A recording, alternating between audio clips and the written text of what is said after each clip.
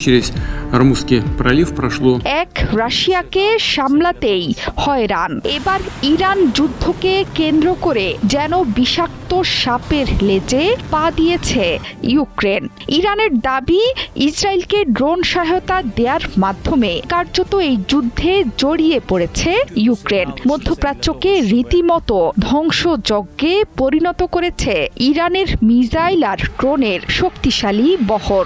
এবার সেই মিসাইল আর ড্রোনের বহর ছুটতে চলেছে পশ্চিমাদের সৃষ্ট আরেকটি যুদ্ধক্ষেত্রে।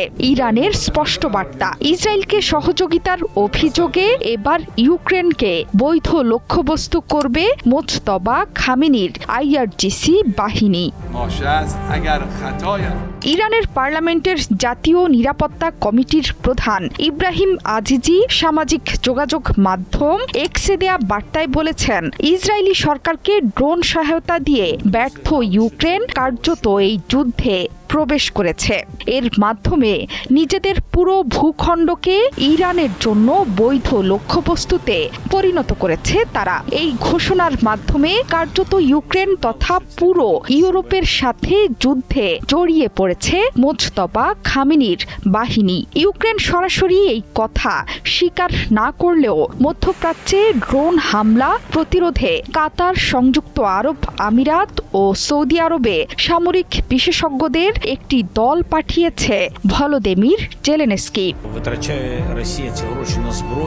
চলতি সপ্তাহে ভলোদিমির জেলেনস্কি বলেছেন, যুক্তরাষ্ট্র সহ মধ্যপ্রাচ্য এবং ইউরোপের বিভিন্ন দেশের মোট 11টি দেশ ইরানের নকশায় তৈরি শাহেদ 136 ড্রোন মোকাবিলায় কিয়েভের সহায়তা চেয়েছে। কিন্তু ইউক্রেনে নিযুক্ত ইরানি রাষ্ট্রদূত শাহরিয়ার আমুজেগার ইউক্রেনের এই সহায়তাকে কটাক্ষ করে বলেছেন, মধ্যপ্রাচ্যে ড্রোন মোকাবিলায় ইউক্রেন যেই পদক্ষেপ নিচ্ছে সেটি মূলত হাস্যকর এবং প্রদর্শনমূলক পদক্ষেপ হিসেবেই দেখছে ইরান। প্রতিক্রিয়ায় ইউক্রেনের পররাষ্ট্র মন্ত্রণালয়ের মুখপাত্র বলেছেন, ইরান বহু বছর ধরে রাশিয়াকে ড্রোন এবং প্রযুক্তির মাধ্যমে ইউক্রেনের বিরুদ্ধে যুদ্ধে সহায়তা দিয়ে আসছে।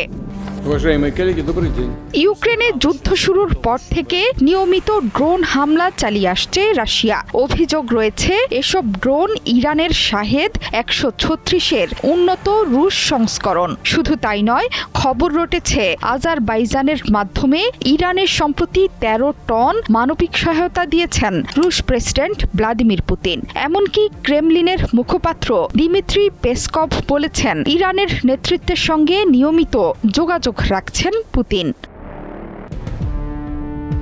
মার্কিন প্রেসিডেন্ট ডোনাল্ড ট্রাম্পও রাশিয়া এবং ইরানের বন্ধুতা নিয়ে সরাসরি মন্তব্য করেছেন। তার মতে, এই যুদ্ধে ইরানকে সহযোগিতা পাঠাচ্ছেন পুতিন। মার্কিন গণমাধ্যমও দিচ্ছে স্পষ্ট ইঙ্গিত। কিছু মার্কিন গণমাধ্যমে বলা হচ্ছে, ইরানকে মার্কিন বাহিনীর অবস্থানের খোঁজ দিচ্ছে রাশিয়া। এর মাধ্যমেই পুরো মধ্যপ্রাচ্যকে নরক দেখিয়ে ছাড়ছে আইআরজিসি। জোহরা চৌধুরী সেতু, 71।